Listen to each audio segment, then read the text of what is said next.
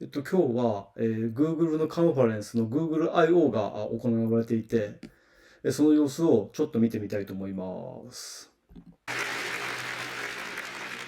You can see how easy it will be to get a jump start in Bard and quickly have something useful to move over to apps like Docs or Sheets to build on with others.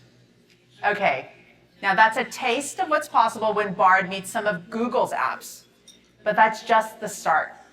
Bard will be able to tap into all kinds of services from across the web, with extensions from incredible partners like Instacart, Indeed, Khan Academy, and many more.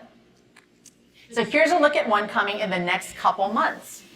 With Adobe Firefly, you'll be able to generate completely new images from your imagination right in Bard.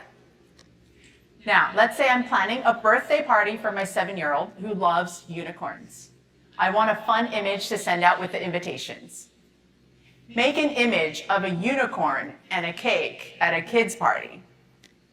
Okay, now Bard is working with Firefly to bring what I imagined to life.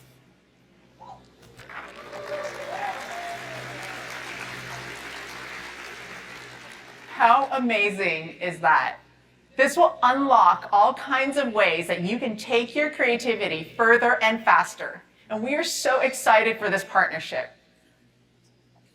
Bard continues to rapidly improve and learn new abilities. And we want to let people around the world try it out and share their feedback.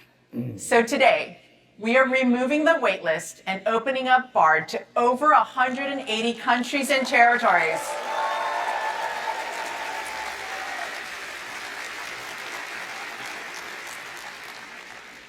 With more coming soon. And in addition to becoming available in more places, Bard is also becoming available in more languages. Beyond English, starting today, you'll be able to talk to Bard in Japanese and Korean. ということで、今日からバードの日本語版ができるようなので、試してみたいと思います。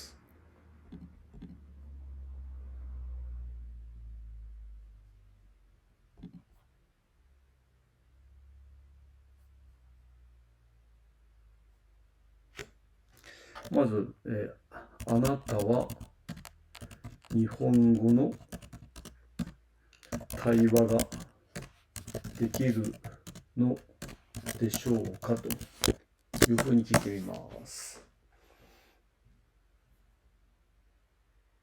はい、日本語で会話ができますと。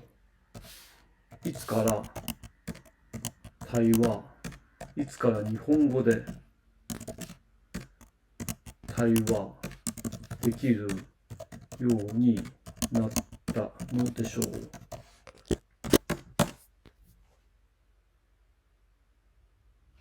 2023年5月10日に日本語で対話できるようになったということで、昨日からできるっていうふうに、バードは言っています。では、イル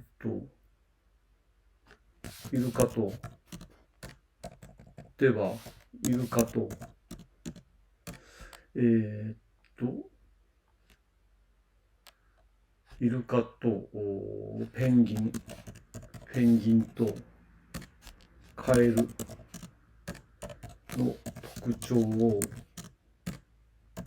表で示してくださいと、どうなのでしょうか。